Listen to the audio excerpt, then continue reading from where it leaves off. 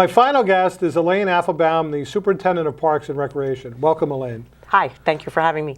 So, Elaine, I'm delighted earlier this year, after an interview process, you stepped up from essentially the deputy position within the Parks and Recreation Department to become the new superintendent, and you've really kind of hit the ground running. There's a lot of new programs and new initiatives that you and I are working on together, and we'll talk about that with our during this segment so our viewers can kind of understand that. But maybe you could talk a little bit just about yourself, your background, what brought you into Parks and Recreation, how long you've been there, and then maybe we could talk a little bit after that about some of the newer programs. Sure. So I've lived in Clarkstown for over 52 years. I went to the Clarkstown schools.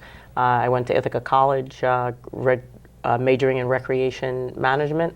I was an intern for Clarkstown. From that point on, I got a full-time job. I actually was a part-time camp counselor and ran some programs for them. And over the years, I've increased responsibility through various positions. And took me 35 years, but now I'm the Superintendent of Recreation and Parks. Yeah, which is just delighted. You've really, as I said, kind of hit the ground running.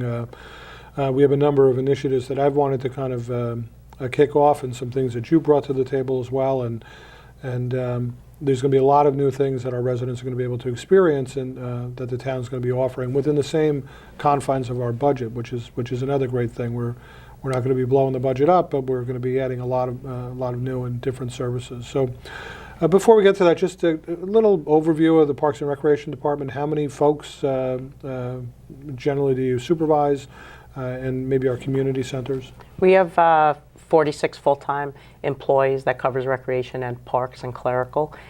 We have probably 300 to 400 part-time seasonal workers. We bring in a lot of people, a lot of lifeguards and camp counselors over the summer. That's our busiest season. We have 4 year-round community centers that cater to preschool through senior citizens with various activities. There's gymnasiums, weight rooms, community meeting rooms at each place. We have 3 swimming facilities located in 3 different towns in the park during the summer months. And one of the initiatives we'll talk about through you is we're happy to say Memorial Day, one of our pools will be opening this year for the first time in the history of Clarkstown. So that's pretty exciting. Yeah, no, very much so. And maybe just, I know you were very involved with the senior citizen clubs. Maybe you could just give a little overview of the senior citizen program through the Parks Department.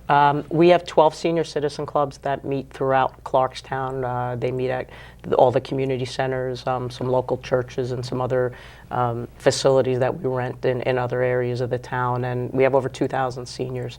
And it's one of the largest senior programs, I think, in New York State. They're very active. They go on a lot of trips. They have meetings once a week. We have stained glass programs, arts and crafts programs, dance programs, exercise programs. We started a new painting program. So it just keeps them active, and they love it. Great. Great. So, Elaine, let's talk a little bit about some of the new programs that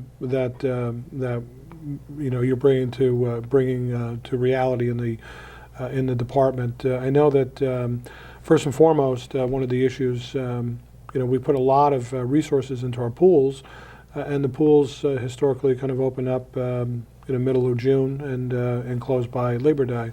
So I know that one of the things that I've asked you to do, and that we've put a plan in place, we're actually going to be opening up one of our pools early. Maybe you could talk a little bit about that. Yeah, the Congers pool over at the Congers Lake Memorial Park will be opening Memorial Day this year. We're excited about it. One of the bigger issues is that, a lot of the lifeguards are away at college. So we were able to manage the numbers by opening Congers, and we'll give people an opportunity that right after the Memorial Day parade right in Congers, they can scoot over to the Memorial Park. Hopefully it'll be a beautiful day, and take a dip in the pool. Right, and so that pool will be open on weekends, starting Memorial Day weekend through June, and then it'll open full time approximately when? It'll open full time probably the 3rd weekend in June. June 17th is Serendipity Day at Jermon's Park, which is free swimming for all the residents at Jermon's Park. That's typically our kickoff. There'll be a band there and activities and such. So that one day, Congress Pool will be closed. But other than that, it's open on weekends, and then the following week after, so that would be the 24th, Lake Nanuet would open up, and therefore all 3 of our pools would be open at that time. Great, great. And I know there's a lot that goes into that. And as I said, we put millions and millions of dollars into capital improvements in our pools. I think Lake Nanuet was done about 10 years ago at a cost of about $6 million. I know that we just spent over 2 phases at Germans, well over $4 million. So it's a significant investment, and it's always kind of been my contention that we put a lot of money into these pools. We have 3 of them. Some other towns like Orangetown don't have any.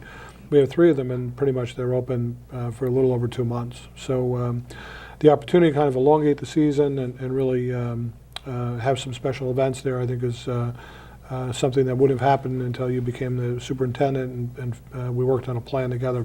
So I want to thank you for that. Sure. Let's talk a little bit about some of the other changes. There's a new system within the Parks and Recreation Department for folks to be able to register. Maybe you could talk about that. There's a new Community Pass program which will streamline our whole registration process. Now, people, once they sign up, they go online and create an account. 99% of the registration they could do right from home. We're putting everything online. It's a simple process, and why make everybody, come out in the element? If people want to pay by check or pay in cash, then obviously they would have to come in.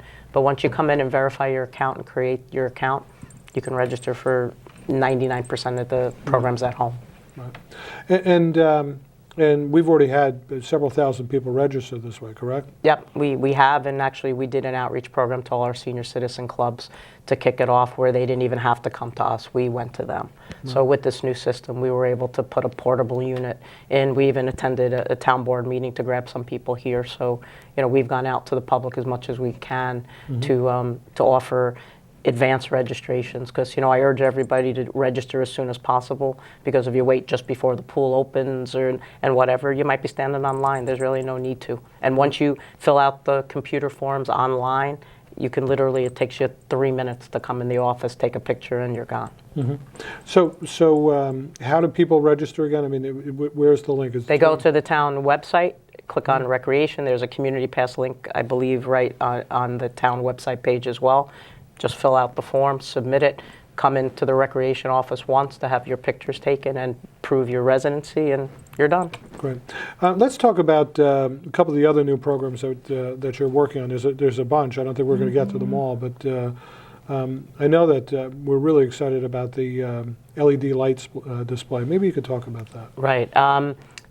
We're going to turn the Congers Community Center, the Congers Lake side of the walkway, in the middle of December through after New Year's, into a holiday light festival. So, everybody's into healthy walking, and you could tell from how popular the walkway is around Congers. So we've invested in different LED light displays that will will be up for a couple weeks, and we're going to be running events throughout the couple weeks over the holiday season to bring more people over to Congers and have an opportunity to just walk the path around the park and get in the holiday spirit. I'm real excited about that. And you're looking for sponsors for that as well? Yeah, we're starting a Clarkstown Let It Shine campaign. We just kicked it off a couple weeks ago, and I'm happy to say we've had a number of responses already back, and it's a 2-year partnership plan for 2017 and 2018. So anybody that's interested, please, who wants to be a part of it, please contact us. Right, and that's helping us to defray the cost to be able to purchase these new LED displays. There'll be some electrical upgrades we're doing over there. It'll be on the inner loop right next to the Gilchrist Community Center. We're also planning on having a Hanukkah celebration there, a Christmas tree lighting over there as well, a couple of different events as well. Yep, we're going to try to actually book a number of events throughout the whole week at the center, even inside, to bring more people to Congers. So while they're at the event, while they're there, they'll take a little stroll around the park. Right. My wife is an aficionado, I guess, of the Food Channel, and so there's a whole slew of programs of the Food Channel, and there's one, the Great Food Truck Race.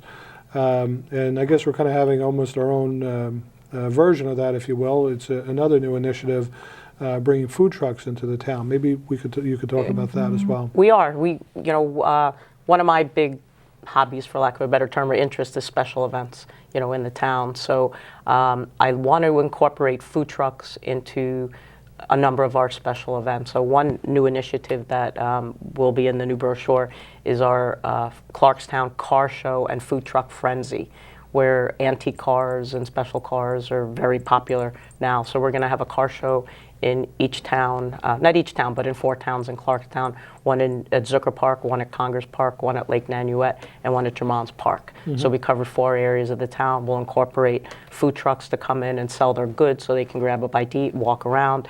The residents will judge which are the best cars, and I think it's a hobby for so many. I've actually gotten a lot of feedback from just people that I've shared it with because it's not even public yet. But we're looking forward to those events. And those events will pretty much, you'll start over the summer and go through the fall? The first food truck, there will be one in June, one in July, one in August, and one in September. Great. So I know that that'll be out in our brochure. I know that there's a lot of work as well that we're doing and things that we're discussing over at our Traphagen parcel next to Jermon's. The town has owned that property for about 7-8 years now. I was able to secure $500,000 worth of funding from Assemblyman Zabrowski and Senator Carlucci to be able to restore the 2 historic homes there. But we're also looking at another initiative over there. Maybe you could talk a little bit about that. Jermon's typically hosts the majority of our concerts off our showmobile.